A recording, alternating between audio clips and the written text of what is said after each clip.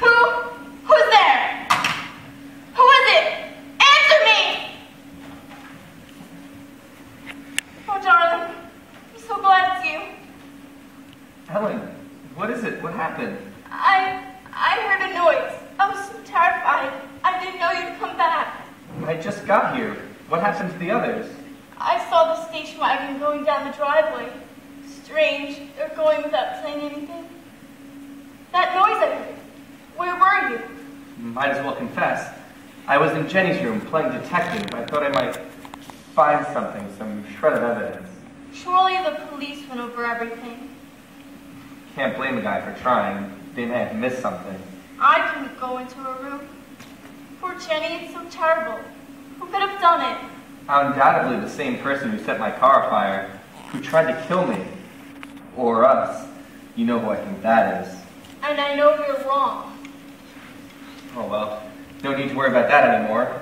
I had the contract drawn and the check made out. All it needs is your signature. It seems such an awful lot of money to be taken out all at once. Darling, you'll get it back 10 times over. It's a damn sound investment. I suppose if you're sure... Of course I'm sure. What a perfect setup for the two of us.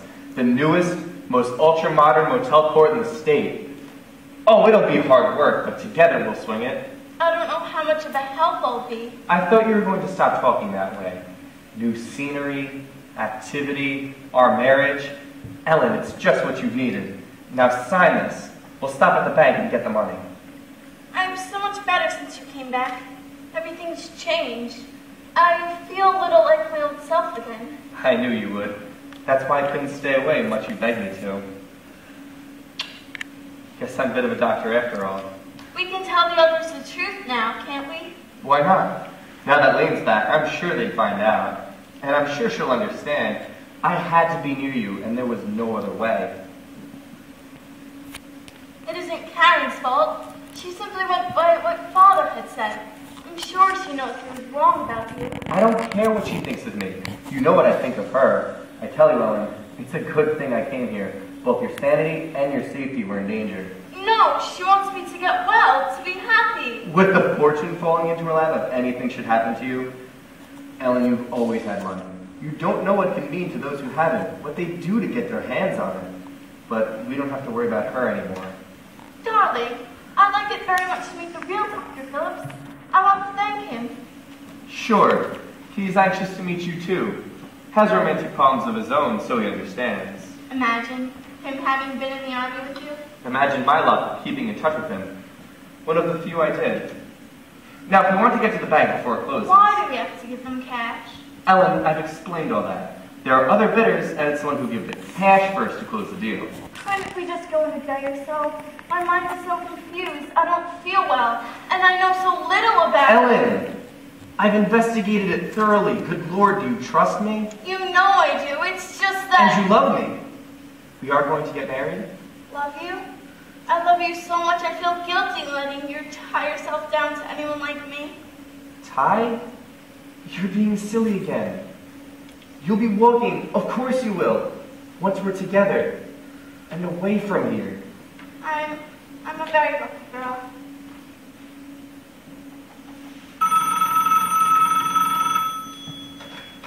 Hello? Yes. It's who? Such an odd voice. Yes, but don't you want to talk to? Very well, what is the message? Are you sure you have the right number? Yes, I'll give Dr. Phillips the message. Hello? Who is it? Hello? Dave hung up. Ellen, who was that? What was the message? It was the airport. Due to weather conditions, your flight has been canceled until 7 o'clock. Fluffy? Why, there's a mistake. I'm not going anywhere. Aren't you? Somebody's playing a joke. That wasn't the airport. Then shall we call them back and find out? Don't be ridiculous, darling. Why, it's another Phillips. Of course, it's the real Phillips. Why would he give this number? Why don't you want me to call the airport back? For the simple reason you should trust me. Is this the reason you were so anxious to have me sign the check? Why were we going to the bank? What's the matter with you? I'm beginning to wonder. You see, there's something I want to ask you. Something I've tried to shut out of my mind. Why is it that you didn't tell the police you come back to the house last night after you put me in the car? It's obvious why I didn't. Why should I get involved over nothing? I only brought your chair back in.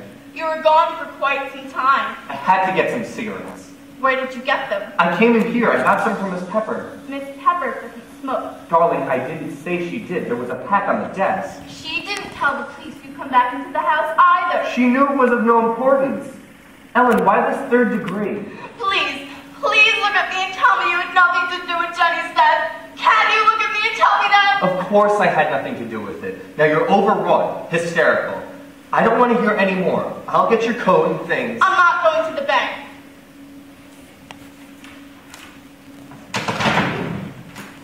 It's been quite an education for you, hasn't it? Now you know that some people will do anything, I repeat, anything for money. You never planned to marry me at all. It was that money. Oh, I planned to marry you. I was playing for really high stakes. Then Jenny descended upon me, told me to go away. She said you wouldn't get a cent if you married me. It seems, my dear, there's another will tucked away someplace. Jenny hid it because she didn't want Karen to get any of your father's money. Jenny knew who you were? She found out sometime yesterday afternoon. She said if the saintly John Clayton didn't like me, then I really must be worthless. When she threatened to produce the new will, I said I'd make a supreme sacrifice and vanish from your life. Poor Jenny. She had to go. Last night when I came back in, I pulled the master fuse and killed her in his cabin. I was waiting for him. He must have been surprised at the welcome if he ever came to. And the car? Why did you set fire to the car? To remove suspicion. All along I've been building a case against Karen. No one knew about the new will, but Karen had motive enough. Well, I expected to get more out of this. I'll stop the payment. I'll call the bank in. Oh, no, you won't. What are you going to do? Unfortunately for you, I have a strong instinct of self-preservation. You're going to kill me, of course.